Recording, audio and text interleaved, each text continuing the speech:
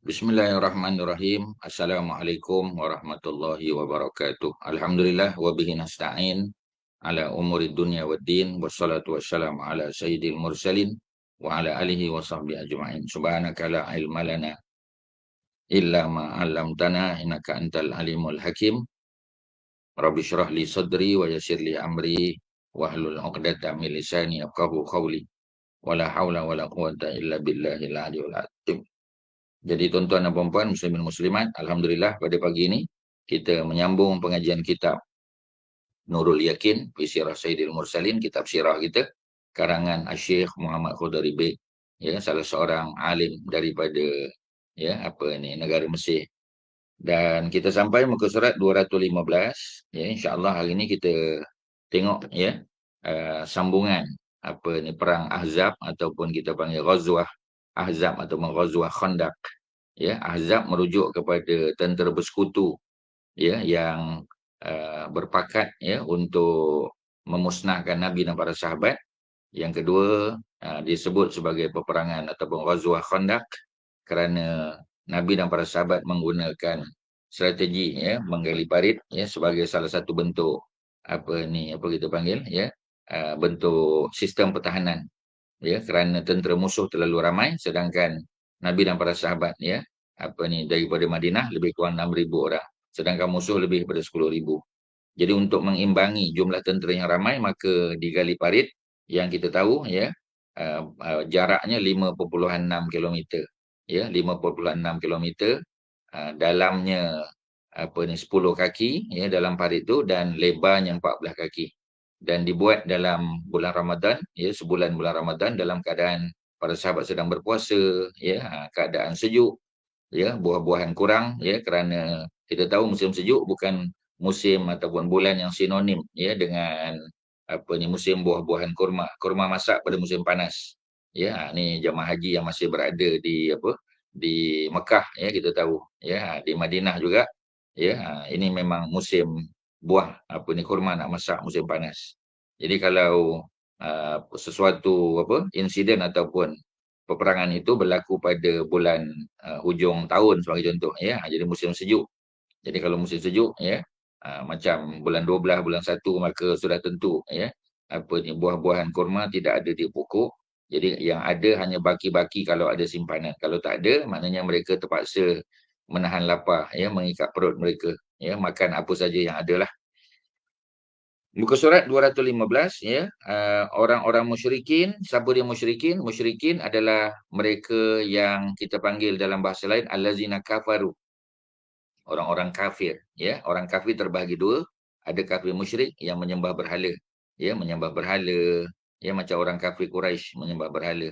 Ada yang menyembah pokok, ya, macam kita kata Ashabul Madyan, ya, mereka ni penduduk Madyan, ya, zaman Nabi Syuaib mereka menyembah pokok. Zaman Nabi Allah Ibrahim mereka menyembah nujum, ya, mereka menyembah bintang, ya. Zaman Ratu Sabak, ya, Ratu Balkis, ya, mereka ya'buduna syams, ya, mereka menyembah matahari. Ada yang menyembah api, golongan Majusi. Semua ni mereka kita panggil musyrik, ya. Dan satu lagi kita ada kafir kitabi ataupun kafir ahli kitab yang merujuk kepada ahli kita panggil, ya, ahli kitab, dia terdiri daripada Yahudi dan Nasrani, ya, yang kononnya berpegang dengan kitab Taurat dan Injil tapi mereka menyelewengkan ajaran kitab, ya, Taurat dan Injil. Seperti mana disebut dalam Al-Quran dalam surah Al-Bayyinah, ba'da auzubillahi minasyaitonir rajim, lam yakunil ladzina kafaru min ahlil kitab wal musyrikin, ya. Jadi orang-orang kafir itu dua, ya, min ahlil kitab, ya, sama ada Yahudi Nasrani ataupun, ya, wal musyrikin, daripada kalangan orang yang mensyirikkan Allah, menyekutukan Allah, yang menganggap ada kuasa sama ataupun lebih ataupun, ya, kita panggil sebaris, ya, sama dengan kuasa Allah Subhanahu Wa Taala. Jadi kalau ada kuasa lain selain daripada kuasa Allah, maknanya syiriklah, mereka percaya, ya, ada tangkal yang boleh mengubat orang, ada bomoh yang berkuasa, ya, ada pokok yang boleh mendatangkan mudarat, ya, semua ni adalah syirik. Jadi orang-orang musyrikin Mekah terutamanya, ya, dan juga orang-orang Badui yang datang bersama-sama dengan orang-orang musyrikin Mekah, mereka terkejut dengan benteng parit, ya, Khandaq, yang tidak pernah dikenal oleh masyarakat Arab sebelum ni. Tak pernah lagi strategi menggunakan, ya, menggali parit ni pernah ditengok atau dilihat oleh masyarakat Arab di semenanjung tanah Arab. Mereka berbalas-balas panahan dengan tentera Islam. Apabila peperangan panah berpanjangan, sekumpulan tentera berkuda di kalangan musyrikin memaksa diri untuk merempuh benteng parit. Mereka nak lompat lah, menggunakan kuda tu untuk melompat. Di antara mereka ialah Ikrimah bin Abi Jahal. Ikrimah bin Abi Jahal adalah anak kepada Abu Jahal, anak kepada Amru bin Hisham. Amru bin Hisham dia mati dalam perang Badar. Ikrimah telah datang pada masa perang Uhud untuk membalas dendam atas kematian ayahnya.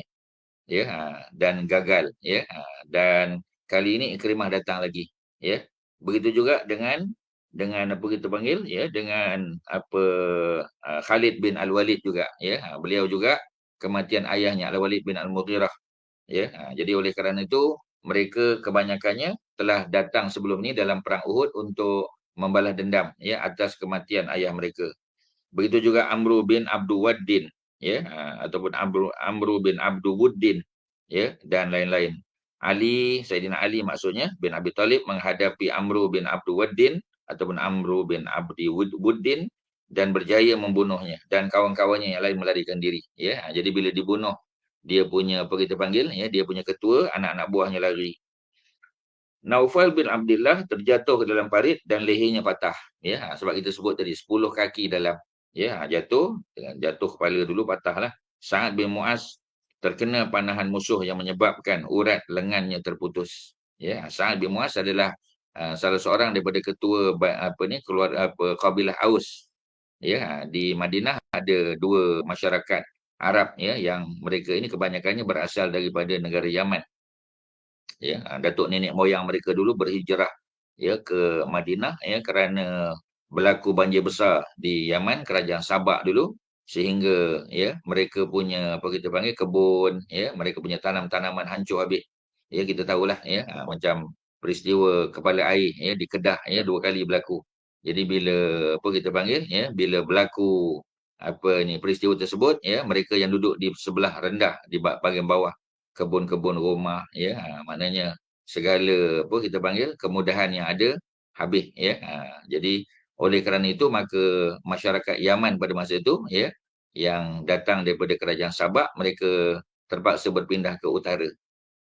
Mereka tak boleh pindah ke selatan sebab selatan ada laut Arab. Nak bertani macam mana laut jadi mereka ke utara. Bila sampai di Mekah, Mekah tidak ada sumber air melainkan Zam-Zam. Jadi tak sesuai untuk pertanian. Jadi mereka ke utara lagi. 8 hari perjalanan daripada Mekah. Dengan unta mereka bertemu dengan Yasrib.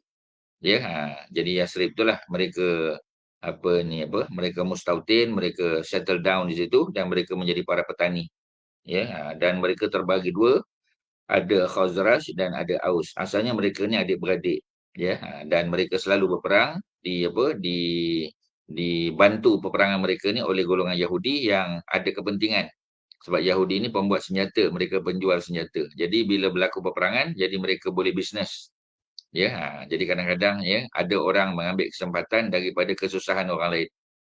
Kalau dalam bahasa kita panggil menangguk di air yang keruh.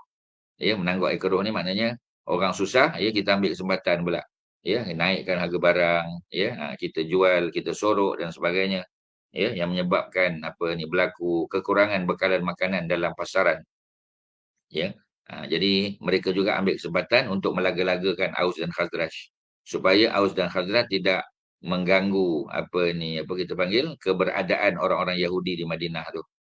Sehingga mereka berperang, mereka sibuk dengan peperangan dan mereka membeli senjata daripada orang-orang Yahudi. Jadi ini semua angkara ulah orang-orang Yahudi semata-mata untuk meneruskan kelangsungan hidup mereka menjadi peniaga. Jadi Sa'ad bin Mu'az beliau adalah salah seorang ketua daripada kabilah Aus. Kalau daripada Khazraj kita ada Sa'ad bin Ubadah. Dua-dua Sa'ad bin Ubadah daripada Aus, daripada Khazraj, Sa'ad bin Mu'az daripada Aus, Sa'ad bin Mu'az. Jadi Sa'ad bin Mu'az terkena panah menyebabkan urat lengannya terputus. Serangan dan panahan berlarutan sehari suntuk sehingga menyebabkan muslimin tertinggal solat dan terpaksa mengqada solat. Jadi cerita qada solat ni ada tuan-tuan. Ya, jadi kalau tuan-tuan yang berminat dalam fiqh, dan mesti kita minat dalam fiqh, sebab fiqh ni kita punya amalan harian, tuan-tuan. Ya, tetapi fiqh ini kita perolehi daripada sumber sirah. Ya, kerana sirah ni perjalanan hidup Nabi. Jadi dalam perjalanan hidup Nabi, ya, semasa di Mekah 13 tahun dan semasa di Madinah 10 tahun, ya, 23 tahun tu, itulah waktu penurunan Al-Quran. Ya, itulah waktu ketika mana Allah mengajar Nabi tentang agama, ya, persoalan akidahnya, syariahnya dan akhlak. Ya, dan sudah tentu ada masa, ya, ada ketika Nabi tidak dapat mengerjakan solat kerana terhalang. Ya, sebagai contoh dalam peperangan ini. Jadi antara solat yang mereka tak sempat buat adalah solat asar. Ya, jadi mereka disebukkan, ya, dengan serangan daripada pihak musuh sehingga, ya, kita kata tenggelam matahari. Jadi bila tenggelam matahari, asar belum buat, ya, jadi macam mana nak solat? Ya, adakah mereka mereka qada saja, ya? Kalau qada, adakah nak buat maghrib dulu baru qada asar, ataupun qada asar dulu baru maghrib? Ya, ni mungkin kalau kita tanya sebahagian kita, ya. Jadi kita kata dah tentulah buat maghrib dulu. Kemudian kita qada apa ni, asar, ya. Adakah begitu keadaan dia? Nanti kita tengok, ya. Rasulullah melantik pasukan pengawal parit supaya musyrikin tidak merempuh pada waktu malam, ya. Jadi malam pun, ya, boleh berlaku serangan. Baginda sendiri berkawal, ya, di posisi longgar yang memberi peluang kepada musuh untuk menyerang walaupun cuaca amat sejuk. Ya, memang cuaca sejuk. Ya. Jadi bulan apa ni, ya, bulan Syawal lah, ya, kerana proses penggalian parit itu berlaku sepanjang Ramadan. Jadi peperangan berlaku selepas parit siap, ya. Dah tentulah bulan Syawal, ya. Dan pada waktu itu, pada hujung tahun, ya, maknanya hujung tahun kalender Masihi, maknanya musim sejuk di Madinah, di Yathrib, ya. Jadi sudah tentu apa ni, menambah lagi kepayahan, ya, para sahabat dengan kekurangan makanan dalam keadaan sejuk, bekalan air yang kurang, ya. Dan sudah tentu, ya, mereka berhadapan dengan pihak musuh yang lebih ramai jumlahnya, ya, yang menyerang daripada utara dan selatan, ya. Maknanya bukan sekadar daripada atas, malah daripada bawah. Atas maknanya utara, ya, di sebelah utara apa ni, Madinah, dan selatan, ya, daripada selatan, daripada sebelah arah, Mekah sana. Jadi Nabi melantik pasukan pengawal, Nabi pun berkawal sama, baginda berkawal di posisi yang agak longgar, ya, yang memberi peluang pada musuh untuk menyerang.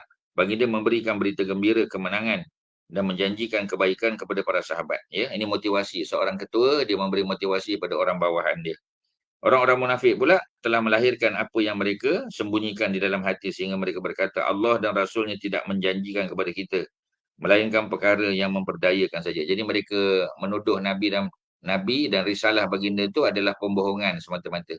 Janji palsu, janji kosong. Ya, jadi mereka menarik diri dengan beralasan sesungguhnya rumah-rumah kami terbuka. Ya, tidak ada penjaga. Kami bimbang musuh akan menyerang. Ya, Allah menjawab alasan yang diberikan di dalam firman-Nya yang bermaksud dan rumah itu sekali-kali tidak terbuka, mereka tidak lain hanyalah, ya, hendak lari saja. Ya, jadi ini disebut dalam apa kita panggil, kalau kita boleh tengok tuan-tuan, dalam suratul Ahzab, ya. Jadi cerita perang Badar tak ada, surah Badar tak ada. Cerita perang Uhud tak ada surah Uhud. Ya, tapi ada surah Ali Imran, ada suratul Anfal, ya, maknanya surah yang menceritakan, ya, tentang peperangan yang Nabi lalui. Tetapi peperangan Ahzab, peperangan yang ketiga paling besar, ya, peperangan Badar, Ghazwah Badar paling yang utama, yang pertama. Kemudian ada perang Uhud, ya, perang Badar berlaku tahun yang kedua Hijrah, perang Uhud berlaku tahun yang ketiga, perang Ahzab berlaku tahun yang kelima, ya. Dan ada surah khusus namanya suratul Ahzab, surah yang ke-33. Ya, tuan-tuan boleh tengok pada ayat 9 dan 13, ya, apa yang kita cerita tadi tu ada, tuan-tuan. Ya, dalam surah yang ke apa? Yang ke-33 ayat 9 hingga 13, nanti insya-Allah kita akan baca lebih detail lah, ya. Suasana yang ada menjadikan muslimin berada dalam kesempitan. Ya, suasana tu dalam kesempitan, ya, ini kerana mereka dikepung, ya, dan menjadikan kehidupan fakir miskin Madinah semakin tertekan, ya. Jadi orang Islam belum lagi, kita kata apa kita panggil, keluar daripada belenggu kemiskinan. Sebahagian mereka masih di kalangan fuqara dan masakin, ya. Sebab baru saja mereka baru je berhijrah ya ke bumi Madinah. Walaupun mereka sudah ada sumber pendapatan, sebahagiannya ya bekerja di ladang-ladang kepunyaan orang-orang Ansar. Ya, sebahagian daripada mereka sudah mula berniaga di pasar basah Madinah. Sebahagian meneruskan aktiviti menternak kambing, ya, dan sebahagian lagi ya sudah tentu ya mereka tidak ada pekerjaan, ya, seperti mana kita kata golongan ahli sufah yang penuh masa belajar daripada Nabi, menghafal Al-Quran, menghafal hadis-hadis Nabi, belajar agama daripada Nabi, ya. Jadi sudah tentu ya kita kata mereka ini ya golongan yang mesti dibantu. Tapi dalam keadaan Madinah tertekan, ya mereka juga tertekan. Tekanan dan kesempitan yang dirasai semakin meruncing apabila salah satu daripada kabilah Yahudi, Bani Quraizah, ya, kita tahu Bani Qainuqa, golongan peniaga sudah dihalau keluar daripada Madinah. Ya, Bani Nadir yang merancang untuk membunuh Nabi, berkonspirasi membunuh Nabi juga sudah dihalau keluar. Mereka sekarang berada di Khaybar. Ya, yang tinggal hanyalah ya antara yang paling besar ialah Bani Quraizah, ya, yang tinggal di Madinah, dan mereka mengambil peluang untuk membatalkan perjanjian. Peristiwa ini berlaku apabila Huyai bin Akhtab. Huyai bin Akhtab, kalau kita ingat, beliaulah antara yang menjadi mastermind ya perancang untuk bunuh Nabi. Ketika Nabi datang untuk meminta duit diat ya, kita kata blood money, kerana sahabat Nabi telah tersilap ya membunuh dua orang Bani Amir ya yang disangkakan terlibat dalam pembunuhan pendakwah Nabi, sedangkan ya mereka tidak terlibat ya, kebetulan mereka berada dekat dengan tempat kejadian. Jadi ya mereka dibunuh. Jadi kalau seorang dibunuh secara tersilap ya, maka bayaran papasan dia ya ataupun blood money dia, diat yang perlu dibayar ialah 100 ekor unta. Kalau dua orang 200 ekor unta.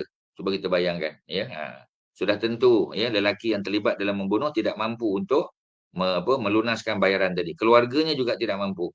Maka sudah tentu keseluruhan penduduk Madinah bertanggungjawab untuk berkongsi ya mengalas beban yang gagal ya dilunaskan ya oleh sahabat tadi yang telah terlibat di dalam membunuh secara tersilap ya. Jadi oleh kerana itu orang-orang Yahudi yang berada di Madinah juga termasuk Bani Nadir, Bani Quraizah ya, mereka juga kena berkongsi sama sebab mereka warga negara Madinah ya. Jadi oleh kerana itu apa yang berlaku? Yang berlaku ialah mereka merancang bila Nabi datang mereka nak bunuh Nabi ketika Nabi berada di perkampungan mereka.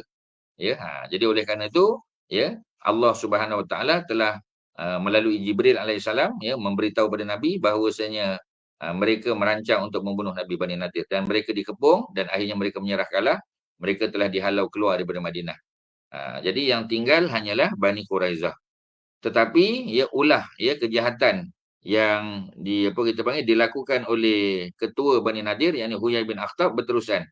Ya, beliau pernah diusir, ya. Jadi beliau datang berjumpa dengan Ka'ab bin Asad. Jadi secara sembunyi-sembunyi, Huyai bin Akhtab yang juga merupakan bapa kepada Sofiyah binti Huyai yang akhirnya nanti akan berkahwin dengan Nabi.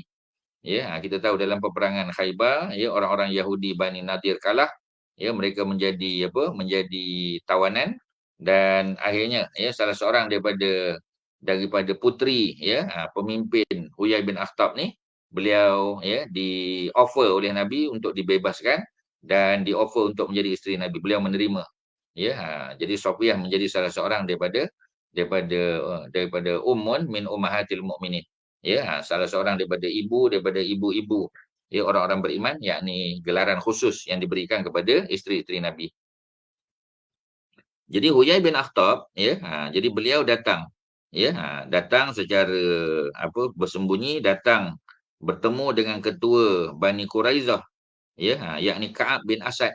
Kalau kita tengok nama-nama orang Yahudi ni semuanya nama-namanya nama-nama yang berbunyi Arab. Ya, kerana kita tahu orang-orang Yahudi yang duduk di Madinah mereka telah assimilated ya, berasimilasi dengan penduduk Madinah. Bahasanya bahasa Arab, pakaiannya macam orang Arab, makanannya makanan yang macam orang Arab makan. Jadi maknanya nak bagi tahu bahawasanya mereka sudah sebahati ya, mereka sudah bersatu dengan masyarakat Arab. Bahasanya tidak lagi menggunakan bahasa Hebrew, bahasa Ibrani, tidak, melainkan ya mereka berada di sinagog ya, di gereja mereka mereka menjalankan ritual agama mereka itu memang menggunakan bahasa Hebrew. Tapi dalam kehidupan sehari-harian, pakaian, budaya, ya, kehidupan bersyair mereka, ya, kemudian bahasa mereka, ya, semuanya itu, ya, sudah bersebati dengan masyarakat Arab sehingga kita kata susah untuk dibezakan. Jadi sebab tu nama-nama mereka pun nama Arab, ya. Kita kata Huyai, ya. Huyai ni tasghir kepada Hayyun. Hayyun yang Maha Hidup Allah. Huyai, ya, tasghir dia, ya, dalam bentuk yang lebih kecil, ya. Kita ada apa kita panggil, ya, kita ada Hamra, Humaira, Jannah, Junainah, Hasan, Husain. Ini dalam bahasa Arab dipanggil tasghir, ya, dalam grammar Arab, dalam tata bahasa Arab. Jadi kita ada Hayun, Huyai, Huyayun, ya. Jadi Akhtab sama juga, ya. Kemudian kita ada Ka'ab, ya, Ka'ab bin Malik, ya, Ka'ab bin Ashraf, ya, ada Ka'ab bin Asad. Asad pun juga dalam bahasa Arab, ya, merujuk kepada makna singa. Jadi ketua Bani Quraizah. Huyai adalah seperti syaitan ketika dia menghasut manusia dengan mengatakan kufurlah kamu kepada Allah. Ya, sedangkan kita tahu, ya, Bani Quraizah masih ada perjanjian damai dengan Nabi. Mereka masih tertakluk kepada perjanjian Piagam Madinah. Ya, mereka adalah warga negara dan mereka tidak boleh melancarkan serangan terhadap Nabi dan para sahabat. Ya, dia memperlihatkan kebaikan. Ya, membatalkan apa kita panggil, ya, membatalkan perjanjian, ya, kepada Ka'ab. Dia buat baik, ya.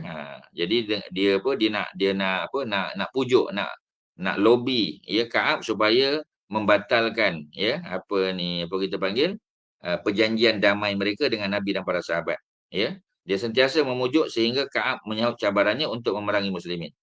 Apabila mendapat berita pembatalan tersebut, ya, maknanya akhirnya Huyai bin Akhtab berjaya memujuk, ya, Ka'ab bin Asad.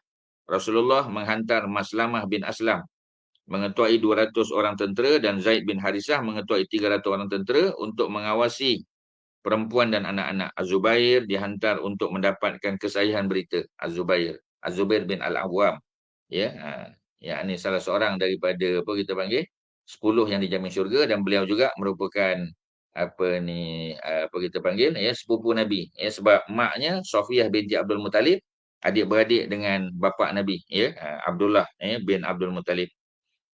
Jadi Az-Zubair dihantar untuk mendapatkan kesahihan. Betul ke tak? Ya.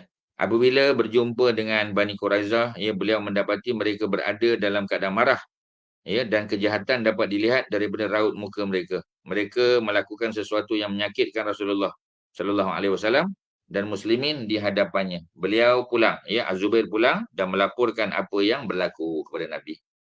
Ketika itu muslimin berada dalam keadaan kritikal. Memang, ya, jadi mereka diuji dengan hebatnya kerana musuh datang dari semua arah, ya, daripada utara, daripada selatan, ya.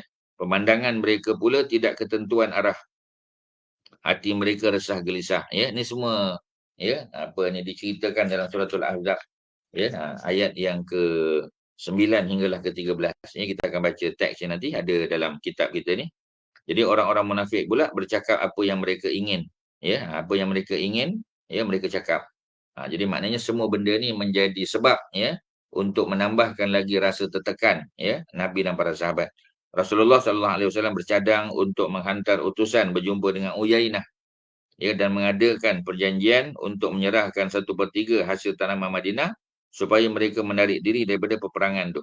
Orang-orang Ansar tidak menerima cadangan tersebut dengan mengatakan, ketika, ya, kami kafir, mereka tidak mendapati sesuatu pun daripada kami. Apakah selepas menganut Islam mereka akan mendapat hasil tanaman Madinah yang merupakan hak kami, ya. Jadi orang-orang apa kita panggil, orang-orang Ansar macam tak setujulah, ya, kerana Nabi bagi offer, ya, kepada kabilah yang diketuai oleh Uyainah tadi, ya, sebab Nabi tak nak buat musuh, ya. Jadi kemungkinan kabilah Uyainah tadi, ya, dia boleh berpakat ataupun bersekutu dengan tentera Ahzab, ya, yang datang daripada musyrikin Mekah. Jadi untuk mengelakkan, ya, mereka ni menambah kekuatan pasukan musyrikin Mekah, ya, maka Nabi buat perjanjian damai dengan mereka. Dan Nabi berjanji, ya, apa kita panggil, dengan syarat, ya, 1/3 hasil tanaman, ya, Madinah supaya mereka menarik diri daripada peperangan. Jadi Nabi nak offer dia 1/3 hasil tanaman Madinah, ya. Orang-orang Ansar tak apa kita panggil, ya, tidak menerima cadangan tersebut.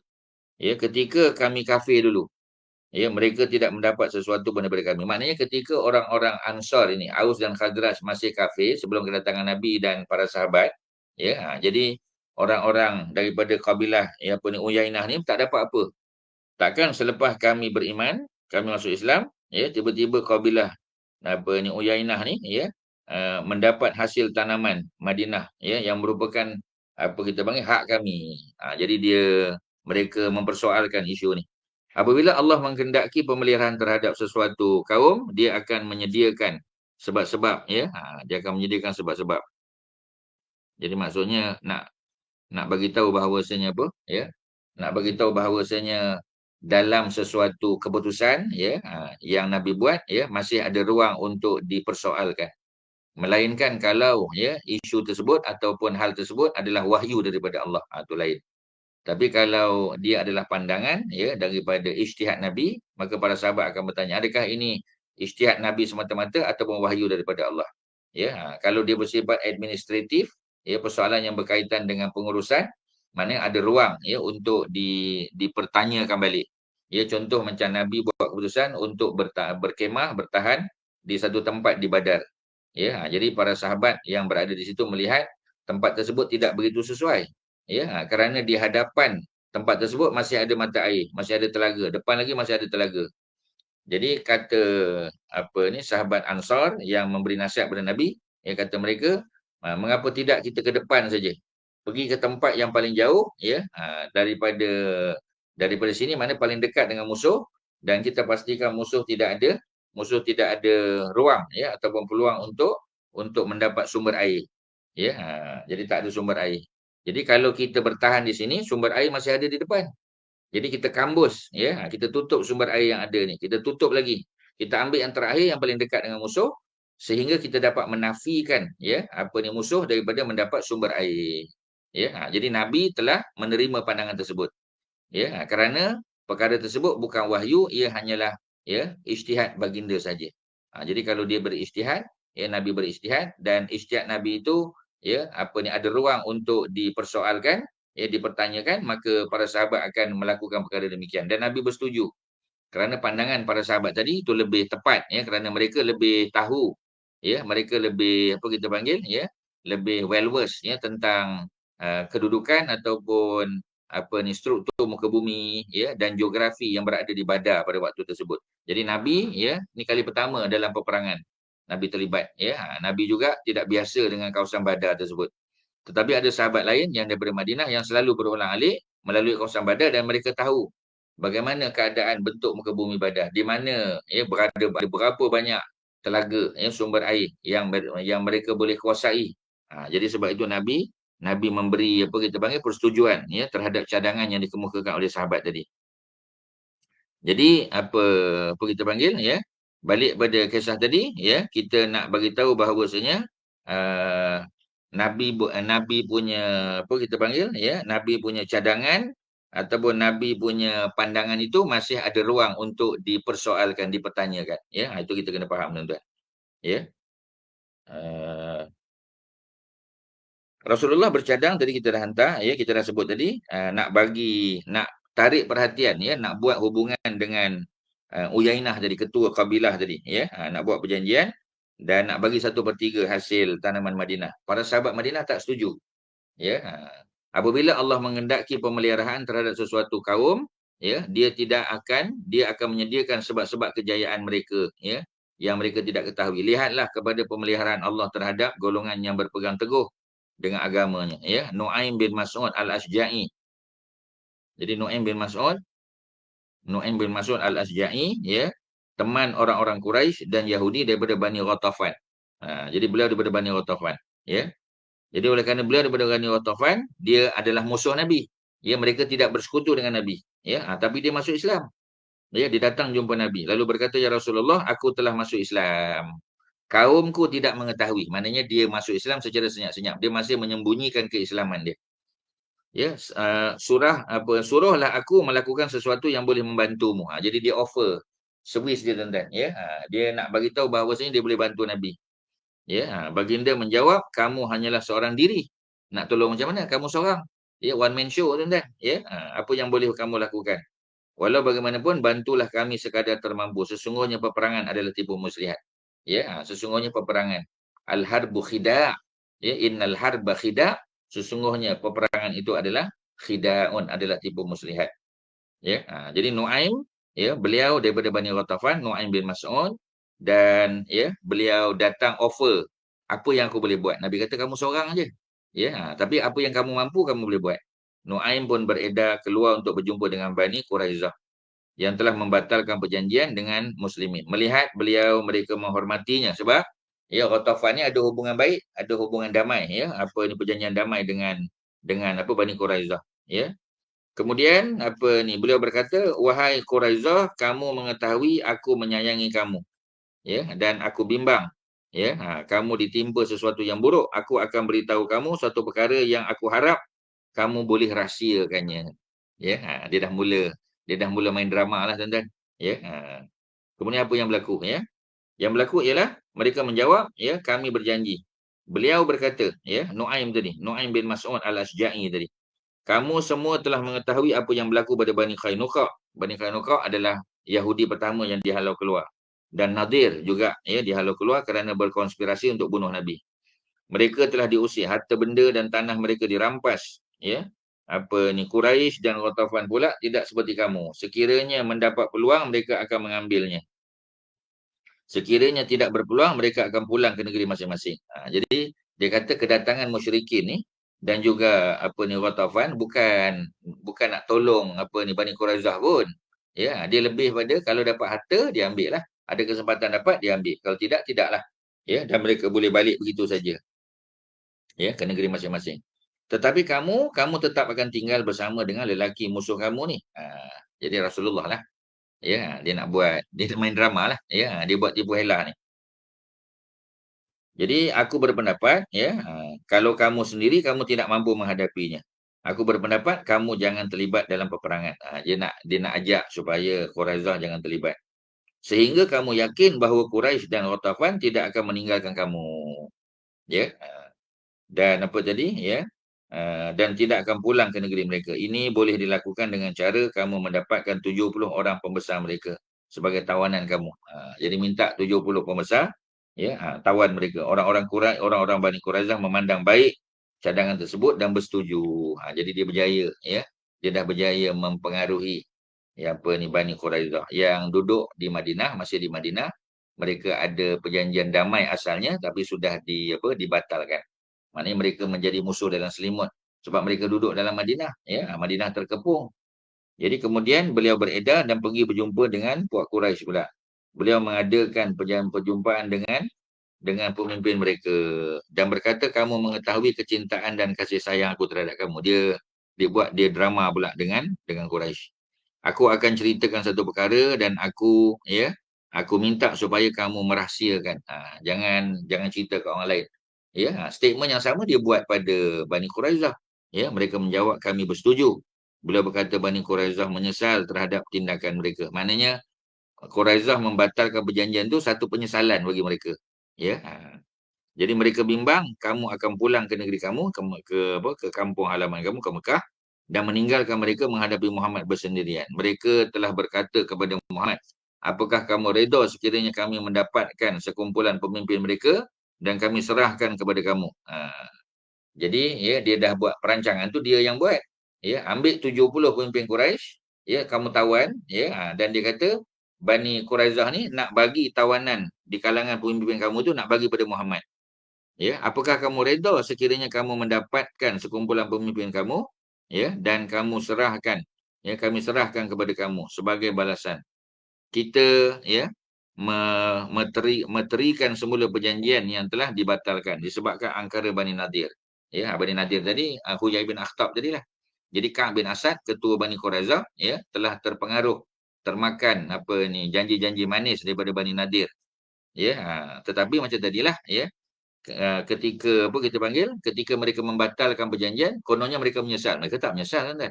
Tapi ini semua cerita yang di-create, ya, oleh siapa? Oleh siapa tadi kita kata, ya, oleh Nuaim, ya, Nuaim bin Mas'ud tadi.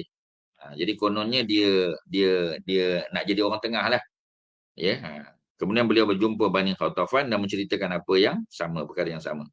Selepas itu Abu Sufyan menghantar utusan berjumpa dengan Quraizah, mengajak mereka melancarkan serangan. Dia dah bagi tahu dah. Cuba kamu ajak mereka buat serangan, macam mana? Mereka menjawab, kami tidak boleh berperang pada hari Sabtu. Ya, pengutusan berlaku pada malam Sabtu. Jadi kita tahulah hari Sabtu ni Sabbath Day. Hari suci bagi orang-orang Yahudi. Mereka tidak bekerja, mereka tidak berperang pada hari tersebut. Malah mereka tidak menangkap ikan, kita tahu. Ya, cerita mereka dihalang daripada menangkap ikan, tapi mereka pasang bubu, pasang lukah pada hari Jumaat. Dan mereka tak kutip pada hari Sabtu, mereka kutip pada hari Ahad. Ya, jadi mereka cuba menipu Allah. Ya, yang mereka tipu bukan Allah dan Rasul, yang mereka tipu adalah diri mereka sendiri. Ya, yukhadi'un Allah wa rasulahu wala yukhadi'una illa anfusahum. Tidak mereka menipu melainkan diri mereka sendiri. Ya, mereka dihina oleh Allah Subhanahu wa taala. Ya, ditukar wajahnya seperti ya keadaan ataupun fizikal mereka seperti kiradatan, seperti apa ni apa kita panggil monyet. Ya, kirdun kalau satu, kalau banyak kiradah, ya. Ada sebahagian para ulama tafsir mengatakan bukan fizikal mereka tetapi perangai, ya, akhlak ataupun ya apa ni apa kita panggil cara hidup mereka ya menjadi seperti mana monyet tadi. Jadi itulah ya cerita di mana kita tahu ya mereka apa ni cuba dilaga-lagakan oleh Nuaim ya bin Mas'ud tadi. Jadi Abu Sufyan hantar, dia pun dengar. Ya, tak boleh hari Sabtu. Walaupun begitu, kami tidak akan berperang sehinggalah kamu serahkan orang-orang kamu sebagai tawanan kami. Supaya kamu tidak meninggalkan kami dan pulang ke negeri kamu. Macam apa kita panggil? Macam jaminan lah. Ya, kena ada jaminan. Betul ke kamu tak akan lari daripada kami? Bagi pemimpin kamu, biar kami letak di tempat kami tawanan kami, kita perang. Ya, apa-apa hal nanti kamu tak boleh nak lari sebab pemimpin kamu ada pada kami. Ya. Jadi dengan itu Quraisy dan Ghatafan mendapati kebenaran terdapat dalam kata-kata Nuaim bin Mas'ud.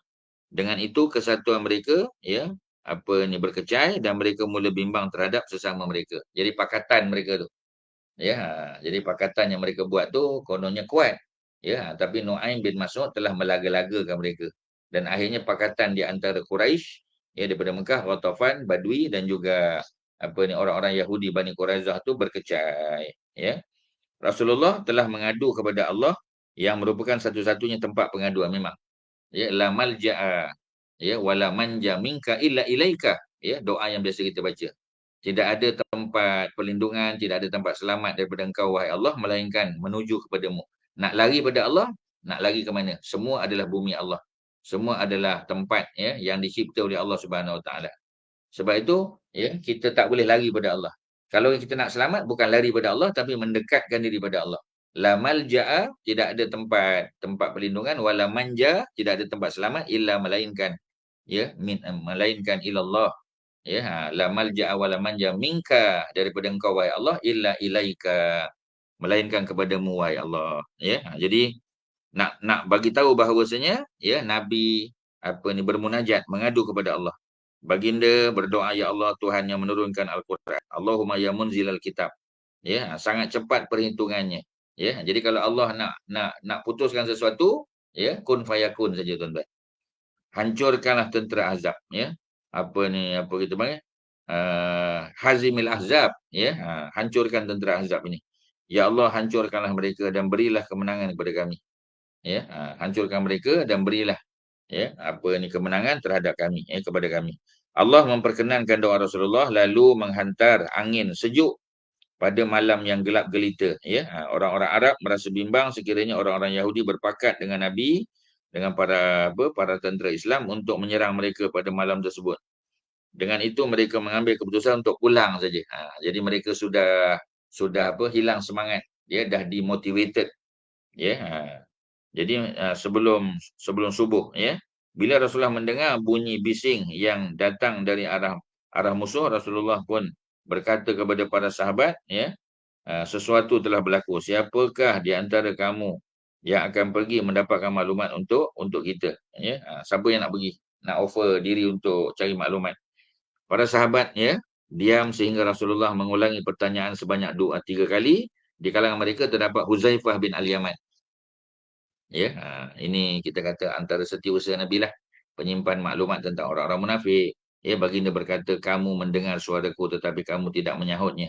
Huzaifah menjawab, ya, wahai Rasulullah, cuaca sangat sejuk. Baginda berkata, pergilah untuk melaksanakan hajat Rasulullah dan dapatkan makanan, ya, dapatkan maklumat, ya, mengenai musuh untuk kita. Huzaifah memberanikan diri untuk berkhidmat pada Nabi sehingga beliau berjaya mendapatkan maklumat yang diperlukan, yakni musuh berazam untuk berunduk, ya, untuk beredar daripada Madinah. Kekalahan tentera Ahzab.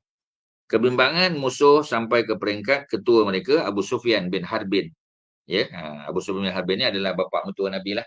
Ya, nanti ketika Nabi berkahwin dengan anak perempuan Abu Sufyan, yakni Ramlah binti Abu Sufyan, maka Abu Sufyan secara otomatik adalah bapa apa? Bapa mertua Nabi. Ya, setiap kamu hendaklah mengenali saudaranya. Ya, jadi apa ni, memegang tangannya supaya musuh tidak menyusup masuk. Ya, dia telah mengungkaikan tali pengikat untanya untuk memulakan pergerakan pulang. Safwan bin Umayyah berkata, Safwan bin Umayyah adalah anak pada Umayyah bin Khalaf, ya, juga terbunuh dalam perang Badar.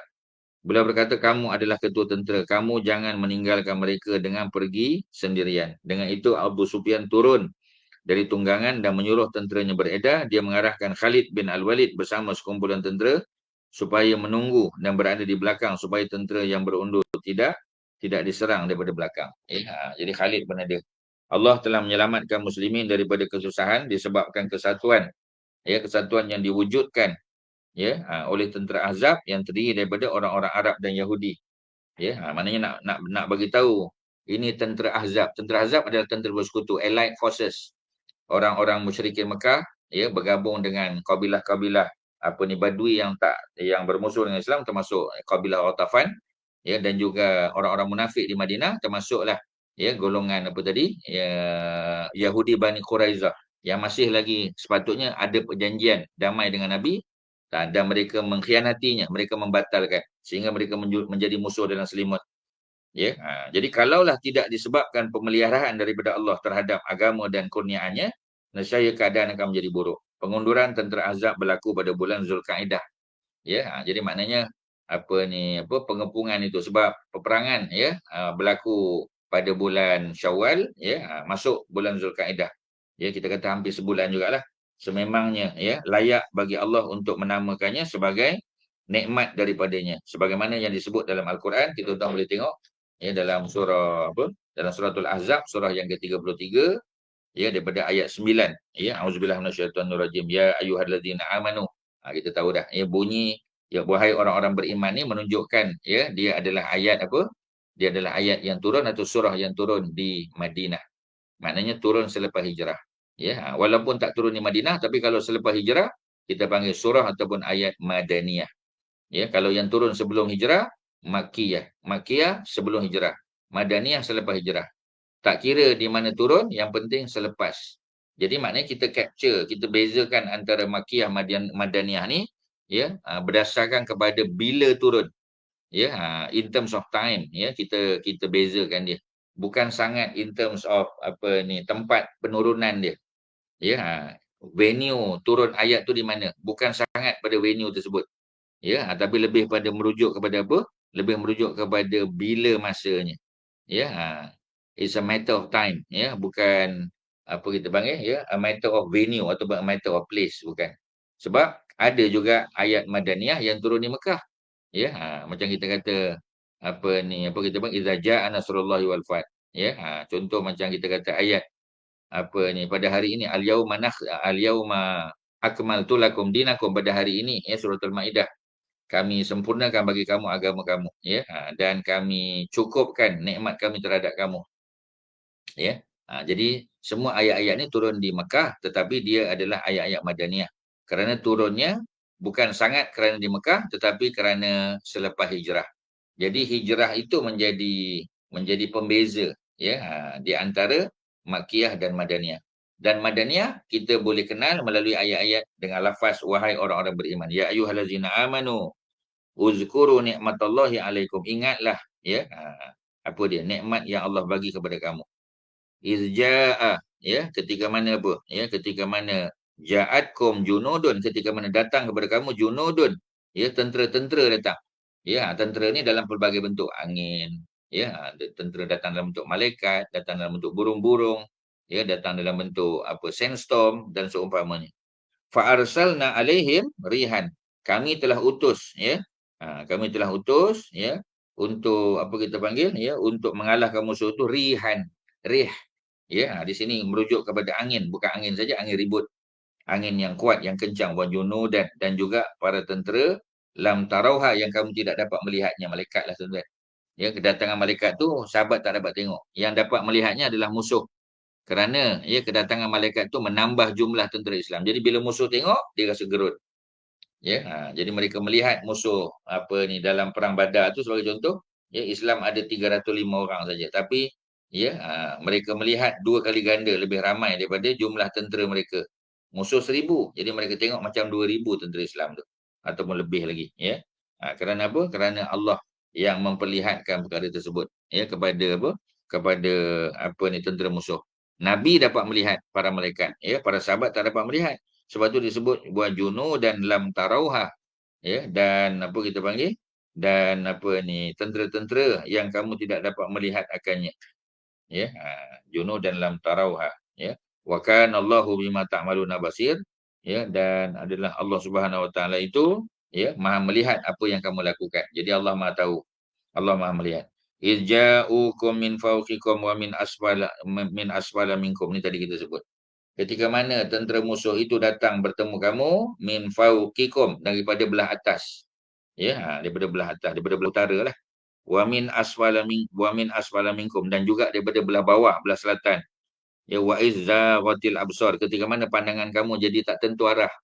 Ya, kita kata orang takut ni macam pandang sana, pandang depan, pandang belakang. Maknanya tak tentu arah, tak tentu hala. Ya, itu yang pertama. Al-absar. Wa balaghatil qulubul hanajir. Ya, dan apa kita panggil, ya, perasaan takut mereka sampai di hanajir, ya. Hanajir daripada perkataan hanjarah, ya, sampai ke kerongkong kita kata. Ya, wa tazunnuna billahi az-zununa. Ya, dan ya, apa ni, kamu menyangka, ya, terhadap Allah itu dengan az-zununa, dengan pelbagai sangkaan, sangka buruk. Kita kata Allah tak tolong ke? Ya, macam mana ni, Allah janji kita ni orang beriman. Ya, apa ni, alasna alal haq. Bukankah kita berada di atas kebenaran? Ya, tapi pasal apa Allah tak tolong? Ya, aina nasrullah? Bilakah datang pertolongan Allah? Ya, hunalika butuliya al-mu'minun. Demikian itulah diuji orang-orang beriman. Wa zulzilu, digoncang mereka, zilzalan syadidan. Digoncang, ya, pendirian dan kedudukan mereka dengan kegoncangan yang amat dahsyat. Wa iz yaqulul munafiqun, dan ingatlah ketika mana orang-orang munafik berkata. Munafik ada dua, munafik Ansar, munafik Khazraj dan munafik Aus. Munafik Khazraj, ketua mereka ialah Abdullah bin Ubay bin Salul. Ketua munafik Aus ialah siapa dia? Ialah apa ni, Abu Amir, ya, Abu Amir Ar-Rahib, ya, kerana beliau rapat dengan orang-orang apa ni Kristian, ya, daripada Byzantine Empire, yang nanti sponsor, ya, bagi duit pada dia, bagi harta untuk dia membina Masjid Dirar, ya, yang tujuan dia untuk memecah belahkan umat Islam, ya, bukan kita kata kedatangan mereka tu untuk apa kita panggil, ya, untuk ajak orang sembahyang, beribadah, mengabdi diri kepada Allah, bukan. Ya, itu cerita dia. Tuan-tuan, setakat ni ada soalan? Tengok tak ada soalan, ya, setakat ni. Kalau ada silakan.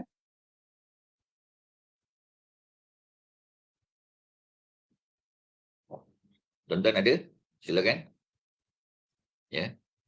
Kalau ada boleh boleh tanya tuan-tuan, ya. Kita, tuan-tuan yang tak ada buku, ya, boleh tengok terus kepada suratul Ahzab, surah 33, ya, kerana cerita perang Ahzab duduk dalam suratul Ahzab, senang. Cerita Badar, cerita Uhud tak ada surah khusus.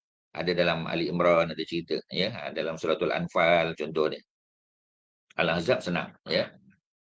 Jadi apa yang berlaku, ya? Yang berlaku ialah orang-orang Islam, ya, dalam keadaan tertekan kerana diserang daripada utara dan selatan, ya. Jadi mereka terkepung, ya, penglihatan mereka pun jadi tak tentu arah, ya. Jadi apa ni, apa kita panggil, hati mereka pun, perasaan mereka pun, ya, mereka punya apa kita panggil, kegelisahan mereka, ya. Mereka gelisah, ya, sampai ke hanajir, sampai ke kerongkong, ya, dan mereka menyangka, ya, mereka apa kita panggil, buat sangkaan terhadap Allah dengan sangkaan yang pelbagai, sangkaan buruk. Demikianlah mereka diuji, ya, orang-orang beriman, dan mereka, ya, pendirian ataupun apa ni kedudukan mereka digoncang mereka ni, ya, apa ni stand mereka, ya, pendirian mereka itu digoncang dengan kegoncangan yang dahsyat, ya. Wazulzilu zilzalan syadidan, ya, wa iz yaqulul munafiqun, dan ingatlah ketika mana orang-orang munafik berkata, ya. Jadi munafik Aus dan Khazraj, wallazina fi qulubihim maradun, mereka yang ada penyakit, ada rasa dengki, rasa cemburu dalam hati mereka. Ma wa'adanallahu wa rasuluhu illa ghurura, apa yang, ya, Allah dan Rasulnya janjikan kepada kita tidak lain tidak bukan melainkan ghurura, melainkan tipu daya, semata-mata ghurur, ya, semata-mata tipu daya.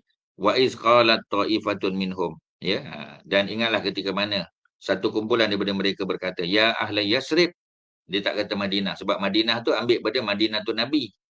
Madinah tu Nabi, ya, Madinah mana bandar Nabi. Asalnya nama Yasrib, ya. Jadi Quran pun sebut perkataan Yasrib.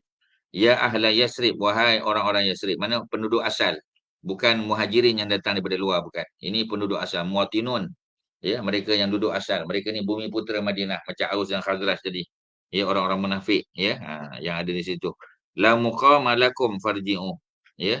Jadi tidak ada tempat, ya, tidak ada tempat, tidak ada apa kita panggil kedudukan tempat bagi kamu, maka kembalilah, ya. Jadi kembali maknanya jangan tolong Nabi tu, ya. Buang masa, ya, kita balik rumah kita lagi bagus, ya. Wa yasta'zinu fariqun minhum, jadi mereka pun minta izin daripada siapa? Daripada Nabi, ya. Sebahagian daripada mereka yaquluna inna buyutana auratun, kata mereka, apa alasan mereka tak nak bantu Nabi, tak nak bersama-sama mempertahankan Madinah? Kata mereka inna buyutana auratun, rumah kami terbuka, ya. Terbuka mana tidak ada penjaga, ya. Auratnya, nampak auratnya. Wa ma hiya bi auratin, ya, dan tidak ada apa kita panggil, ya, tidak ada, sekali-kali tidak terbuka. Sebenarnya, ya, mereka apa, mereka jadikan alasan saja, ya. Jadi Allah kata wa ma hiya bi auratin, sebenarnya bukan rumah mereka tak ada penjaga, ya. In yuriduna illa firara, yang mereka hendak tidak lain tidak bukan adalah firar. Firar maknanya lari, ya, lari jauh daripada Nabi dan para sahabat. Itu, ya, cerita tentang perang Ahzab. Allah datangkan junudan lam tarauha, ya, tentera-tentera yang kamu tidak dapat melihatnya. Ya, kalau angin kita nampaklah, walaupun tak nampak angin tu, tapi kesan daripada angin tu, ya, tercampak, melayang, kita kata pecah dan sebagainya. Tapi kalau malaikat, ya, mungkin tak nampak malaikat tu. Kalau angin kita masih boleh merasa kesejukan dia, ya, lajunya, kuatnya angin tu. Tapi malaikat macam mana? Tak nampak, ya, lam tarauha, yang kamu tidak dapat melihatnya, tetapi, ya, Allah maha maha apa ni mengetahui, ya. Kemudian kita masuk pula cerita peperangan Bani Quraizah. Bani Quraizah ni yang asalnya terlibat bersama-sama dengan tentera apa kita panggil, ya, tentera Ahzab, Allied Forces tu. Bila Nabi pulang bersama-sama dengan para sahabat, dia ingin membuka pakaian perang. Mana Nabi nak tanggalkan baju perang Nabi, baju besi Nabi, ya. Jadi Allah mengarahkan Nabi supaya mendapatkan Bani Quraizah dulu, untuk membersihkan bumi tempat tinggalnya Madinah daripada kaum yang tidak boleh dimeterai perjanjian dan diberikan kepercayaan pada mereka. Jadi tak boleh percaya dah, ya.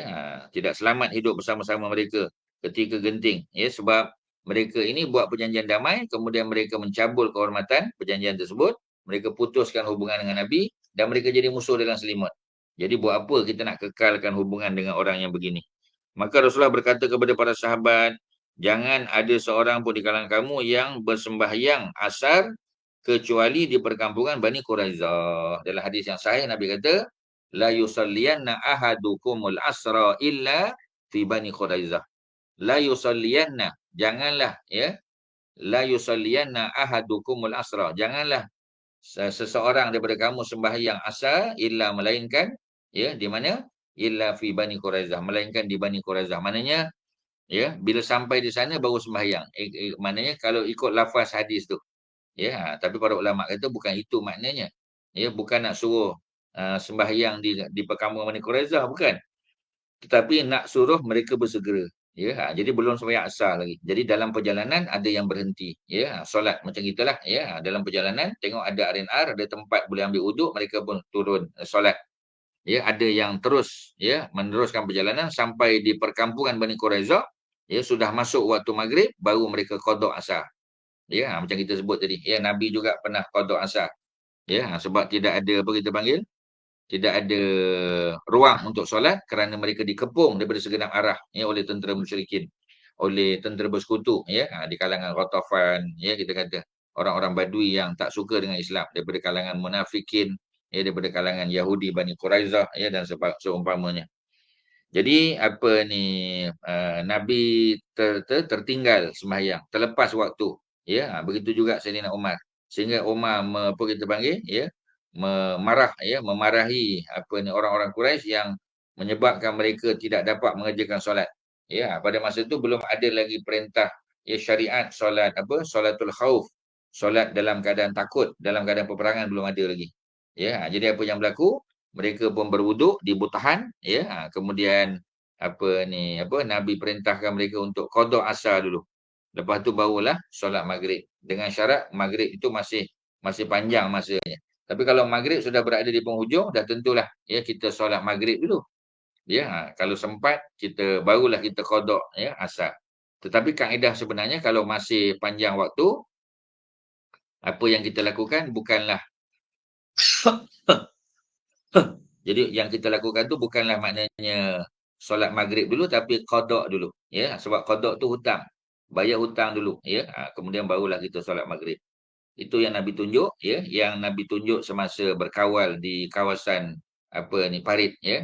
Itulah yang dipelajari oleh para sahabat ya. Begitu juga kita kata solat asar tadi ya. Jadi waktu asar sudah masuk ya. Jadi Nabi kata janganlah ya seseorang daripada kamu sembahyang asar melainkan di perkampungan Bani Quraizah. Jadi apakah sebenarnya yang dimaksudkan oleh Nabi tadi? Adakah Nabi suruh mereka solat di perkampungan Bani Quraizah ya, ataupun sebenarnya apa yang Nabi nak sampaikan? Jadi para ulama ya menyebut bahawasanya yang Nabi nak sebut tadi ialah bersegera, sifat bersegera, bukan nak suruh sembahyang ya di kampung Bani Quraizah ya, sebab kalau dah apa kita panggil dah berakhir waktu ya, maknanya dah qada dah, kategori qada status solat tu. Ya, jadi bukan nak suruh sembahyang di Bani Quraizah, tapi nak suruh mereka bersegera. Dan sebahagian yang berhenti di dalam perjalanan, mereka solat dalam perjalanan, ya, dipuji oleh Nabi. Ya, tetapi mereka yang berpegang kepada zahir nas, ya, kepada literal meaning nas tadi, maka mereka tidaklah salah. Ya, tapi macam tadilah, ya, sepatutnya yang lebih tepat ialah mereka yang mengerjakan solat dalam perjalanan. Ya, bukan maknanya nak tunggu, sebab solat kita kena kerjakan within time dia. Ya, asal ni sejak daripada bayang kita lebih tinggi daripada kita. Ya, kalau Zohor bayang pendek makin Zohor makin lama bayang makin panjang. Sampailah bayang kita dengan tinggi kita ni sama. Kalau kita tinggi 6 kaki, bayang pun 6 kaki. Apabila bayang kita lebih panjang daripada tinggi kita, maka sudah masuk waktu asar. Bila asar berakhir? Ketika tenggelam matahari. Jadi sudah tentulah solat asar itu mesti dibuat within time. Ya, mesti dibuat dalam waktunya. Ya, bukan kita kita panggil ya, bukan kita ambil waktu lain. Ya, jadi sebab itu tak patut diqada lah. Ya, tapi dipahami oleh sebahagian para sahabat, jangan seseorang kamu sembahyang sehinggalah dia sampai ke Bani Quraizah. Jadi selagi tak sampai, maka tak solat. Ya, dia ambil pandangan zahir saja. Ya, jadi kedua-duanya tidaklah dikatakan salah. Ya, tapi maknanya yang lebih tepat adalah mereka yang bersegera sehingga dapat mengerjakan solat asar pada waktunya. Ya, itu cerita dia tuan-tuan. Jadi apa kita panggil ya, Nabi dan para sahabat ya keluar ke sana. Ya, Nabi dan para sahabat keluar ke sana, maknanya menuju ke apa tadi kita panggil ya, menuju ke kampung ya Bani Quraizah. Jadi bila menuju ke kampung Bani Quraizah ya, tujuan mereka sudah tentu untuk mengambil tindakan terhadap Bani Quraizah yang apa kita panggil yang mengkhianati Nabi dan para sahabat. Sepatutnya mereka sama-sama mempertahankan Madinah sebab mereka warga negara Madinah. Ya, tapi itu tidak berlaku. Ya, yang berlaku apa tuan-tuan? Yang berlaku ialah mereka menjadi musuh dalam selimut. Mereka menjadi apa kita panggil duri dalam daging. Ya, itulah masalah dia. Jadi, ya, sebahagian para sahabat berjalan cepat, ya, dan Rasulullah mengikut mereka dengan menunggang keldai. Ya, sebab perjalanan tidaklah terlalu jauh. Ya, panji-panji diserah kepada Ali bin Abi Talib dan Abdullah bin Umi Maktum, dilantik sebagai pengganti Nabi di Madinah. Maknanya menjadi imam. Ya, sebab Abdullah bin Umi Maktum ni adalah azannya muazzin dan beliau seorang yang a'ma, ya, seorang yang buta, ya. Bilangan tentera muslimin lebih kurang 3,000 orang. Dalam perjalanan sekumpulan para sahabat mendapati waktu asar telah masuk. Memanglah, ya, sebenarnya waktu asar telah masuk sebelum perjalanan lagi. Sebahagian mereka bersolat asar di situ kerana mereka berpendapat arahan supaya tidak solat kecuali di kampung Bani Quraiza. Tujuan dia supaya mereka bersegera keluar ke sana. Ya, segera keluar ke sana. Maknanya bukan apa kita panggil, ya. Pergi ke sana tu maknanya bukan maksudnya, ya, mereka apa kita panggil? Bukan maksudnya mereka kena sembahyang di kampung Bani Quraiza seperti mana kita sebut tadi. Ya, tetapi, ya, hanya satu gesaan untuk mereka bersegera. Ya. Jadi apa ni, apa kita panggil, sebahagian lagi solat di perkampungan Bani Quraiza selepas habis waktu. Maknanya masuk waktu apa? Waktu maghrib dah. Kerana berpegang kepada zahir nas. Jangan seseorang kamu solat melainkan illa fi Bani Quraiza. Jadi dia faham mesti buat di Bani Quraiza, bukan. Ya, yang lebih tepat ialah bersegera supaya tidak ketinggalan waktu asar. Baginda tidak menyalahkan, ya, mana-mana daripada dua kumpulan tersebut. Ya, jadi ini kerana kedua-dua kumpulan tersebut adalah berijtihad dan mereka diberi ganjaran disebabkan semua ijtihad dalam perkara furuk, ya, dikira betul. Ya, jadi maksudnya memanglah betul, ya, tetapi yang lebih tepat tu yang mana satu? Ya, yang solat dalam perjalanan. Jadi apabila Bani Quraizah melihat kehadiran tentera muslimin, Allah mencampakkan rasa gerun ke dalam hati mereka. Mereka cuba melepaskan diri daripada tindakan jahat yang telah dilakukan, yakni mengkhianati perjanjian ketika muslimin sedang sibuk menghadapi musuh. Tak patut, ya, ketika orang Islam sedang disibukkan dengan pengepungan, ya, apa ni, tentera Ahzab, tiba-tiba orang-orang Yahudi Bani Quraizah menjadi duri dalam daging. Ya, mereka mencari nak bunuh orang Islam daripada kalangan perempuan dan kanak-kanak. Tak sepatutnya. Patutnya mereka sama-sama mempertahankan Madinah. Ya. Jadi walau bagaimanapun mereka tidak mampu melaksanakannya kerana muslimin mempunyai bukti yang kukuh. Jadi tak boleh nak berdolak dalih, tuan-tuan. Apabila tidak berdalih lagi, ya, mereka berkubur di dalam kubu-kubu mereka, ya, dan orang Islam mengepung mereka selama lebih kurang 25 malam. Ya, 25 malam. Maknanya hampir sebulan, tuan-tuan. Ketika Bani Quraizah mendapati mereka tidak mampu untuk berperang dan sekiranya mereka tetap berkubu, mereka akan mati kelaparan, maka mereka meminta supaya dihukum sebagaimana hukuman yang pernah dikenakan kepada Bani Nadir. Ya, ini diusir dari Madinah dengan membawa harta, ya, benda dan meninggalkan apa ni, senjata. Ya, jadi mereka harap Nabi boleh pertimbangkan supaya mereka dimaafkan macam Bani Nadir. Tapi Bani Nadir dia belum buat pembunuhan, dia baru merancang. Tapi kesan daripada pengkhianatan Bani Quraizah ni sudah berlaku. Mana damage has been done. Ya, bila damage has been done, tuan-tuan, bila nasi sudah menjadi bubur, kena ada tindakan lah. Ya, sebab mereka telah mengancam nyawa, ya, umat Islam yang berada di Madinah, terutamanya daripada kalangan perempuan dan kanak-kanak. Ya, jadi damage tu dah berlaku dah. Damage has been done. Ya, jadi macam mana nak buat? Ya, jadi sudah tentu keputusan yang akan diambil oleh Nabi ataupun hakim nanti, ya, sudah tentu berbeza dengan keputusan yang dikenakan ke atas Bani Nadir. Sebab Bani Nadir belum buat, baru merancang. Bani Quraizah sudah buat. Ya, tu dua situasi yang berbeza. Tetapi mereka masih minta supaya dikenakan hukuman seperti mana Bani Nadir, yakni sekadar diusir. Boleh bawa harta, ya, sekadar yang boleh dibawa oleh unta mereka, dan senjata tak boleh bawa. Rasulullah tidak menerima permintaan tersebut. Jadi mereka minta supaya diusir tanpa membawa harta benda dan senjata. Tak apalah, harta benda pun tak payah. Usir je kami. Ya, baginda juga tidak menerimanya. Malah baginda berkata, mesti menyerah diri, ya, dan terima hukuman yang dijatuhkan sama ada baik ataupun buruk. Mereka menjawab, hantarlah Abu Lubabah untuk kami mendapatkan, ya, pandangan. Abu Lubabah adalah sekutu Bani Quraizah dan anak-anak dan hartanya ada bersama mereka. Ya. Apabila Abu Lubabah datang minta mereka, ya, pandangan untuk menyerah diri, ya, tunduk kepada hukuman yang akan dijatuhkan oleh Rasulullah. Beliau menjawab, serahkanlah diri, ya, sambil mengisyaratkan tangan ke tengkuk. Contoh macam nak dibunuh lah. Beliau bermaksud hukuman yang akan dijatuhkan adalah pancung. Ya, kemudian Abu Lubabah berkata, aku menyadari bahawa aku telah mengkhianati Allah dan Rasul. sebelum aku meninggalkan tempat itu. Beliau beredar dan menuju ke Madinah kerana malu untuk menemui Rasulullah. Jadi Rasulullah hanya suruh dia pergi mendapatkan maklumat ya, yang lebih detail dan pandangan. Cuba pujuklah ya, ataupun buatlah sesuatu ya, supaya mereka tahu apakah sebenarnya keputusan yang telah diambil oleh Bani Quraizah. Ya, tapi dia pergi buat lebih-lebih pula. Dia tunjuk ya, isyarat pancung pula. Ya, sedangkan Nabi tak jatuhkan hukuman lagi. Ya, jadi oleh kerana itu ya, beliau beliau rasa malu kerana telah mendahului Allah dan Rasulnya. Ya, jadi beliau mengikat diri di salah satu tiang dalam masjid.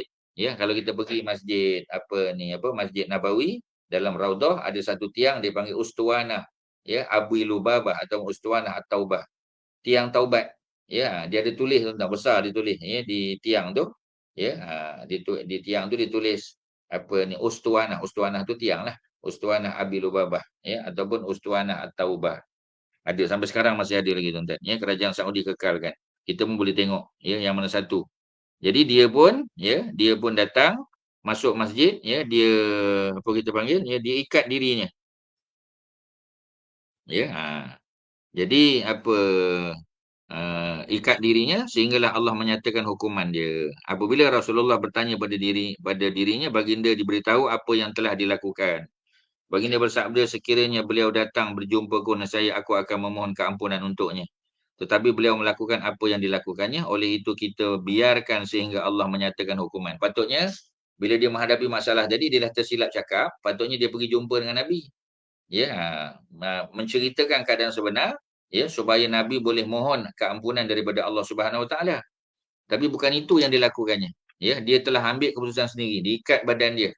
Ya, dikatakan ketika masuk waktu solat, ya, isterinya akan bukakan ikatan supaya dia boleh solat. Setelah selesai solat, ikat balik. Ya, masuk waktu solat, tanggal balik. Maknanya sampai peringkat begitu. Nabi kata oleh kerana beliau telah membuat keputusan demikian, dia dah buat apa yang dia telah buat, ya, kita tunggu aja sehingga Allah menurunkan hukuman. Bani Quraizah pula tidak mempunyai pilihan selain daripada menerima hukuman yang akan dijatuhkan. Rasulullah sallallahu alaihi wasallam mengarahkan para sahabat supaya mengikat tangan orang Bani Quraizah ke belakang. Beberapa orang daripada kabilah ya, Aus datang berjumpa Rasulullah dan menuntut baginda supaya memperlakukan Bani Quraizah sebagaimana baginda memperlakukan Bani Qainuqa, sekutu saudara mereka daripada Khazraj. Baginda berkata kepada mereka, adakah kamu bersetuju sekiranya mereka dihukum oleh seorang lelaki daripada kalangan kamu sendiri? Mereka menjawab ya. Jadi maknanya ya, untuk membicarakan kes mereka ni ya, Nabi bagi cadangan ya, tak apalah. Lantik hakim daripada kalangan Aus ya. Jadi mereka menjawab ya, baginda pun memilih ketua mereka Sa'ad bin Mu'az. Sa'ad bin Mu'az yang cedera tadi ya, dia punya kena panah pada kita panggil lengan dia tadi. Ya, jadi beliau yang telah dilantik menjadi hakim untuk menghakimi ya kejahatan ataupun jenayah yang telah dibuat oleh Bani Quraizah. Beliau tinggal di dalam kemah di masjid yang disediakan untuk mengubati mereka yang cedera. Baginda menghantar sahabat untuk membawa beliau. Beliau dibawa dengan menunggang keldai. Ya, keldai Rasulullah.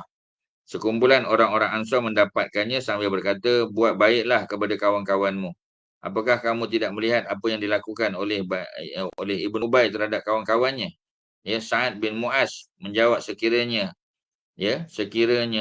tiba masanya untuk Sa'ad tidak takut kepada celaan orang yang mencela kerana melaksanakan perintah Allah. Ya, sekarang tiba masanya. Jadi dia kata, ya, mana bolehlah orang nak bagi cadangan tu boleh. Tapi dia kata, ya, sekarang tiba masa untuk Sa'ad tidak takut kepada celaan. La yakhafuna laumata laim. Ya, jadi orang beriman, antara sifat orang beriman ni la yakhafuna. Mereka tidak pernah takut akan laumata laim, akan celaan orang yang mencela, tak takut. Ya, apakah kamu tidak melihat apa yang dilakukan oleh Bani Ubay? Ini kawan-kawan dia beritahu. Ya, tengok ya, Ibnu Ubay ya. Ibnu Ubay ni ialah kita panggil ya, Abdullah bin Ubay. Cuba tengok Abdullah bin Ubay buat apa. Ya, takkanlah kamu nak buat macam tu, ya, nak mengkhianati kawan-kawan kamu, ya. Tapi dia kata sekarang ya, Sa'ad tidak takut dengan celaan orang yang mencela.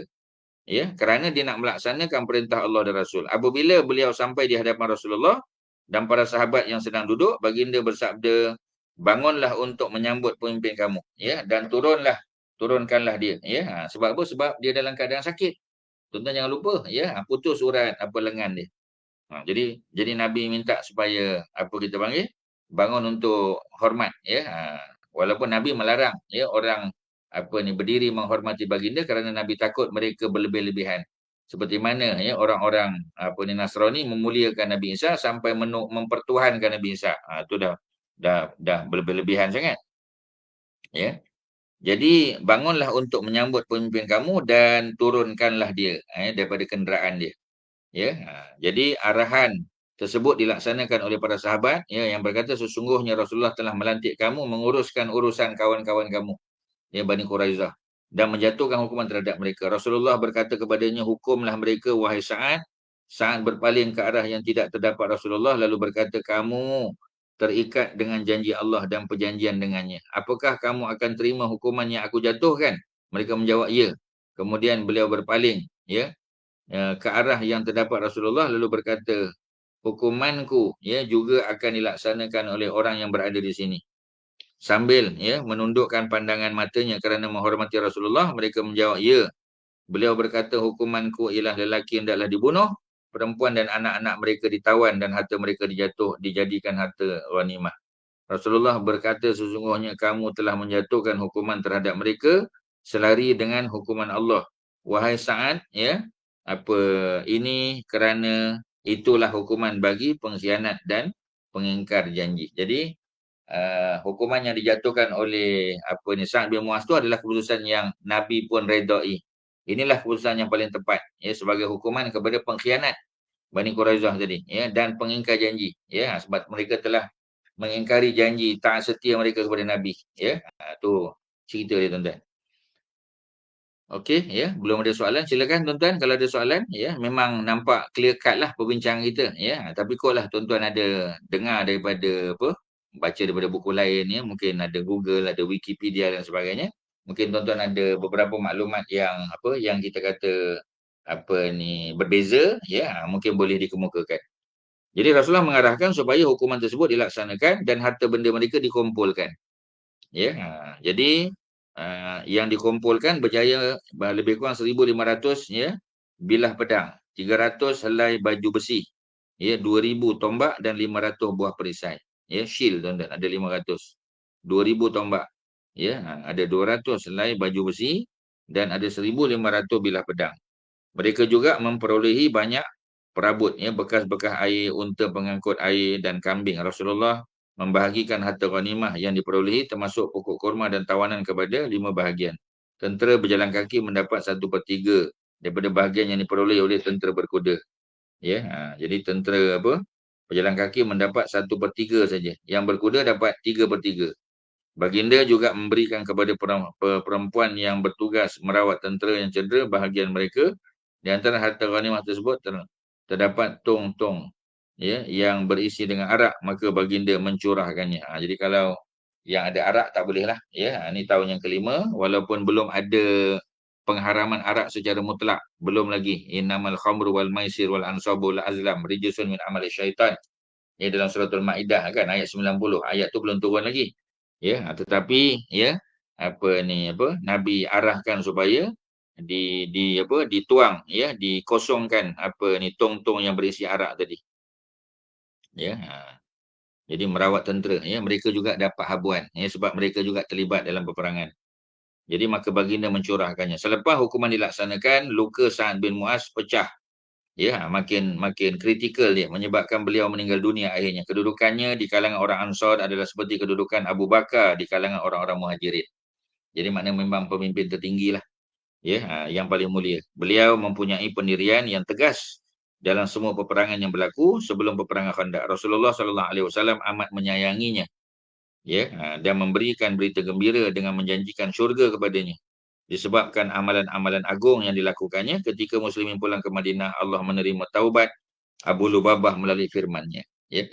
Jadi Abu Lubabah masih mengikat dirinya di dalam masjid, ya, dalam raudhah tadi, ya. Jadi setiap kali nak solat dia akan suruh isterinya untuk bukakan ikatan. Selepas daripada solat selesai, diikat balik. Ya, auzubillah minasyaitonir rajim. Wa akharuna i'tarafu bi dzunubihim. Ya, jadi wa akharun dan apa ni sebahagian, ya, daripada umat manusia itu, ya, i'tarafu, mereka mengiktiraf, mana mereka mengakui, ya, bizunubihim, makan dosa mereka. Mereka buat salah, mereka tahu mereka buat salah, mereka mengaku salah mereka. Ya, itu yang Abu Lubabah tadi, ya, kalau Nabi sebut, kalaulah Abu Lubabah selepas dia buat kesilapan datang jumpa Nabi, Nabi akan minta ampun daripada Allah Subhanahu Wa Taala. Tetapi beliau telah mengambil keputusan sendiri sebab dia rasa bersalah sungguh, ya, diikat diri dia. Jadi Nabi kata biarkan Allah Subhanahu Wa Taala yang memutuskannya, ya. Jadi mereka mengakui kesalahan mereka. Khalatu amalan solihan, ya, mereka mencampur adukkan amalan soleh itu wa akhara sayyi'an, dengan amalan buruk. Ya, mereka mencampur adukkan. Ya, asallahu, mudah-mudahan Allah ayatuba alaihim, mudah-mudahan Allah menerima taubat mereka. Innallaha ghafurur rahim, sesungguhnya Allah itu ghafur, Maha Pengampun, Rahim, ya, Maha belas kasihan. Jadi yang di hujung kisah ni, beliau berjanji dengan Allah untuk meninggalkan, ya, bumi Quraizah yang menyebabkan, ya, dirinya melakukan perkara yang hina tu. Tak nak lagi, tuan-tuan, tak nak buat lagi, ya. Untuk menyempurnakan peperangan Khandaq, Allah memberikan keselesaan kepada muslimin daripada kejahatan jiran mereka. Ya, jadi maksudnya Bani Quraizah pun, ya, dijatuhkan hukuman. Orang-orang Yahudi yang biasa melakukan tipu daya, ya, perbuatan khianat, yang tinggal hanyalah beberapa orang pembesar Yahudi bersama anak buah mereka di Khaybar. Yang ada di Khaybar ada, ya.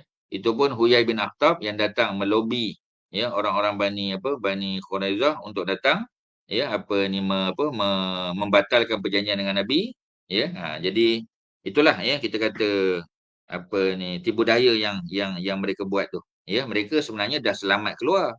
Ya, dah sampai di Khaybar, tapi dia punya ketua Huyai bin Akhtab datang balik melobi, nak ajak pula, ya, apa kita panggil, orang-orang Yahudi Bani Quraizah ni untuk lawan Nabi. Tak sepatutnya mereka buat begitu. Mereka sudah dihalau keluar. Mereka adalah penyebab terbentuknya tentera Ahzab. Ketika kita akan menceritakan hukuman yang mereka terima, ya, dalam kisah seterusnya. Ya, jadi ada apa, tuan-tuan, sebelum kita masuk pada perkahwinan Zainab binti Jahash, ya, mungkin kita baca sikit. Kalau ada, silakan. Ada apa? Ya, pihak PNP kalau ada, ya, Haji Shima, ya, ataupun Haji Shoaib, kalau ada apa-apa, silakan. Tuan-tuan, ya, apa yang Ustaz boleh bantu? Boleh.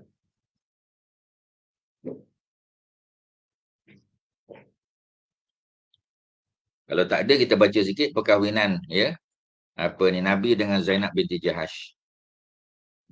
Jadi Zainab binti Jahash, ya, Zainab binti Jahash, ya. Jadi Jim Ha Shin, ya. Jadi JAHSY lah patutnya, Jahash. Ya, Zainab binti Jahash, beliau adalah sepupu Nabi, ya. Ibunya adalah Umaymah binti Abdul Muttalib. Ya, bapaknya Jahash berkahwin dengan Umaymah binti Abdul Muttalib. Umaymah binti Abdul Muttalib, ya, adalah adik-beradik kandung dengan Abdullah, ya, Abdullah bin Abdul Muttalib. Juga adik-beradik kandung dengan Abu Talib. Abu Talib, ya, Abdullah dan Umaymah binti Abdul Muttalib ni semua adik-beradik kandung, satu bapa satu mak. Ya, jadi sudah tentu anak kepada Umaymah binti Abdul Muttalib ni adalah sepupu Nabi. Ya, antaranya ialah Abdullah bin Jahash yang syahid dalam peperangan Uhud. Ya, begitu juga ada Ubaidillah bin Jahash, ya, yang berhijrah ke Eritrea bersama dengan isterinya. Ya, isterinya ialah Ummu Habibah ataupun Ramlah binti Abu Sufyan. Di antara yang awal masuk Islam, tapi dia dikatakan murtad dan meninggal dalam keadaan tidak beriman. Ya, ini adik perempuan mereka, Zainab binti Jahash, ya, dan ada seorang lagi, ya, Hamnah binti Jahash, yang nanti terlibat dalam dalam kes, ya, terlibat dalam kes memfitnah, ya, memfitnah Aisyah tu, ya. Ketika Aisyah ya, terlucut rantai dia tadi pada masa peperangan Bani Mustalib, ya. Pada tahun yang kelima hijrah ni Rasulullah mengahwini Zainab binti Jahash, ya. Ibunya kita dah sebut, Umaymah adalah ibu saudara Rasulullah, Umaymah binti Abdul Muttalib. Selepas dicerai oleh bekas hamba Nabi, yakni Zaid bin Harisah.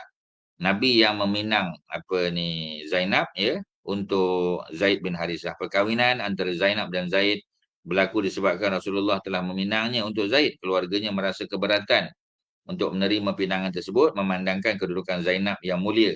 Ya, sebab Zainab ni Bani Hashim, ya, apa ni, sepupu Nabi, ya. Dan beliau dianggap sebagai apa kita panggil mulia lah, ya. Dia dianggap sebagai mulia. Ya, sebab dia golongan bangsawan, sedangkan Zaid bukan orang Mekah. Dia bukan Bani Hashim, bukan Quraisy, ya, dan beliau pula pernah menjadi hamba. Jadi stigma hamba tu masih ada, ya.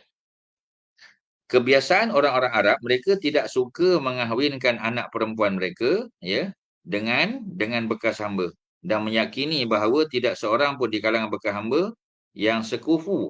Ini ada satu lagi isu sekufu, ya, walaupun kita tahu dikahwini perempuan itu kerana hartanya, ya, tunkahul mar'atu li arba', ya, ada 4 sebab mengapa seseorang perempuan itu dikahwini.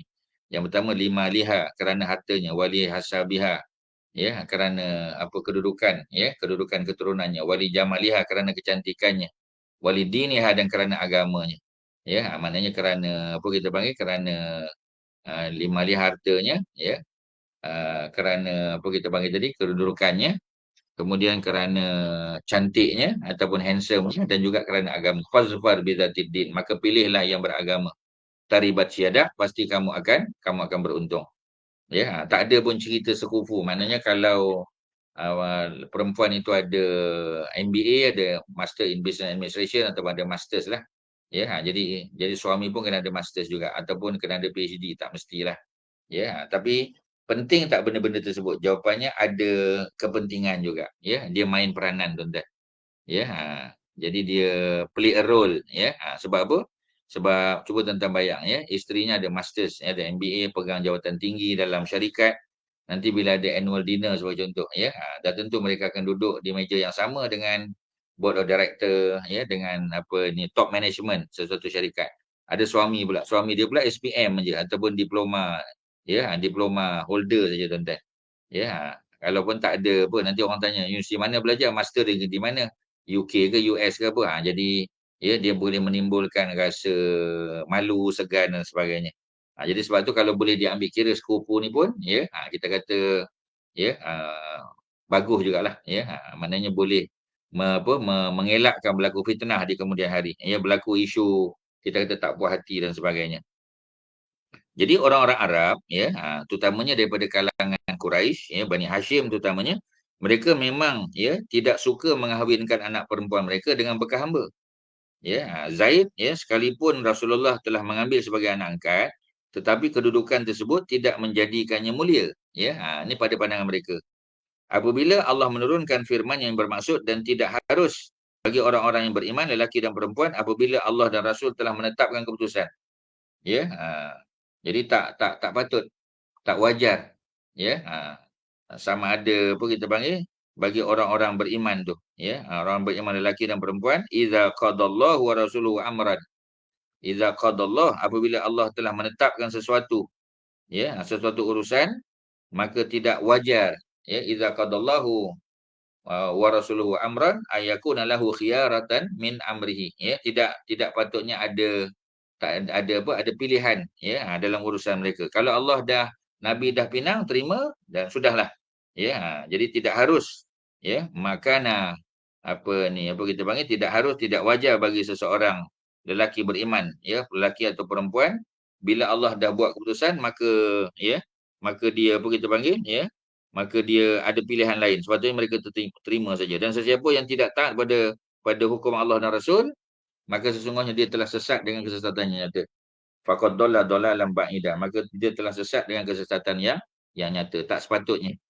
Jadi apabila Zaid tinggal bersama-sama dengan Zainab, Zainab memperlihatkan kemuliaan dan ketinggian kedudukannya, yang menyebabkan Zaid tidak tahan hidup bersamanya. Jadi tak sedap lah, tak seronok. Ya, sebab Zainab tu nampak, yalah, dengan dia punya kedudukan kebangsawanannya tadi, Bani Hashim pula lagi. Dia sepupu Nabi. Perkara tersebut diadukan kepada Rasulullah.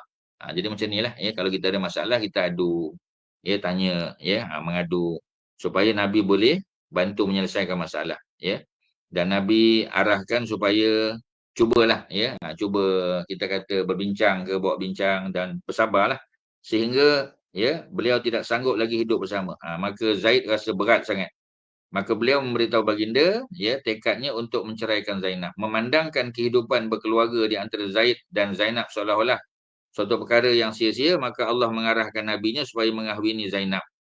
Ya, setelah diceraikan oleh Zaid. Setelah habis iddahnya, maka Nabi kahwin dengan Zainab. Ini dilakukan supaya persengketaan dapat dielakkan dan untuk menjaga kemuliaan yang dimiliki oleh Zainab supaya tidak dihilangkan oleh perkahwinannya dengan bekas hamba. Ya. Jadi apa kita panggil kemuliaan Zainab tu. Jadi tetap dia mulia, dia menjadi salah seorang daripada min ummahatil mukminin, ya, ibu kepada orang beriman. Walau bagaimanapun Rasulullah bimbang orang-orang Yahudi dan Arab akan mencelanya disebabkan perkahwinan dengan bekas isteri anak angkatnya, ya. Jadi orang Arab, ya, memanggil Zaid dengan panggilan Zaid bin Muhammad. Sedangkan kita tahu, ya, anak angkat tidak boleh dibinkan kepada bapa angkat dia. Maka baginda berkata kepada Zaid, janganlah kamu ceraikan isterimu, bimbang takut, ya, nanti berlaku celaan pula yang diperintahkan oleh Allah kepadanya. Maka Allah menegaskan hukumnya dengan membatalkan tradisi yang mengharamkan perkahwinan dengan bekas isteri anak angkat, ya. Jadi apa kita panggil ceritanya di hujung perbincangan ni dia panjang lah tuan-tuan, ya. Kalau kita baca ayat ni, tapi sekadar kita baca je, ya, falamma qada zaidun minha wataran, ya. Maka ketika mana Zaid telah menceraikan isterinya, ya, telah mengakhiri keperluan, maknanya telah menceraikan isterinya, zawajnaka, kami telah nikahkan engkau wahai Muhammad dengannya. Nya itu ialah isterinya tadi, yakni Zainab binti Jahash. Likai la yakuna 'alal mu'minina harajun, supaya tidak ada di kalangan orang mukmin itu, ya, rasa berat, rasa payah, ya, fi azwaji adaihim, ya, untuk mengahwini bekas isteri, ya, anak-anak angkat mereka. Iza qada minhunna wataran, kalau mereka telah menceraikan, wa kana amrullahi maf'ula. Ya, dan adalah ketetapan Allah Subhanahu Wa Taala itu pasti akan berlaku. Jadi kalau Allah dah tetapkan memang akan berlaku. Ya, kemudian Allah mengharamkan muslimin daripada mengambil anak angkat, ya, disebabkan tindakan tersebut mendatangkan kemudaratan. Jadi mana tak boleh ambil anak angkat, bukan tak boleh ambil anak angkat, mana tak boleh, ya, membinkan anak angkat itu kepada nama mereka, tak boleh. Tak boleh panggil Zaid bin Muhammad, kena panggil Zaid bin Harisah. Itu nama asal bapa dia, tuan-tuan. Itulah, ya, yang boleh kita sebut, ya, dalam perbincangan kita pada hari ini, ya. Wa antum jazakumullah khairan. Kita habis muka surat 225, nanti kita sambunglah, ya, pada 226. Ya, ada sikit lagi, tuan-tuan. Ya, ada cerita tentang hijab, ya. Sebelum kita tamatkan tahun yang ke-5 ni, panjang cerita ni. Jadi tuan-tuan tolong tandakan, ya. Kita selesai pada hari ini, ya, dan hari ini, ya. Hari ini kita selesai, ya, 20 Julai, ya, tuan-tuan, 20 hari bulan 7, ya, PMP. Jadi insya-Allah akan datang, ya, kita mula daripada muka surat yang ke 226, insya-Allah, ya. Makana Muhammadun aba ahdin min rijalikum walakin Rasulullahi wa khataman nabiyyin wa kana Allahu bikulli syai'in alima. Kita sambung suratul Ahzab, ya. Itu permulaan baru nanti kita akan datang. Jadi sekadar itulah, ya, yang boleh kita sebut pada hari ini. Terima kasih kepada pihak PNB. Mudah-mudahan ada manfaat pada tuan-tuan yang sudi mengikuti program kita, ya, dan mungkin ada nanti, ya, yang tak sempat, ya, mungkin boleh tengok balik di Facebook, ya. Semua kebaikan itu datang pada Allah, kelemahan-kelemahan kita bersamalah. Wassallallahu ala sayyidina Muhammadin wa ala alihi wasahbihi wasallam. Alhamdulillahirabbil alamin. Assalamualaikum warahmatullahi wabarakatuh.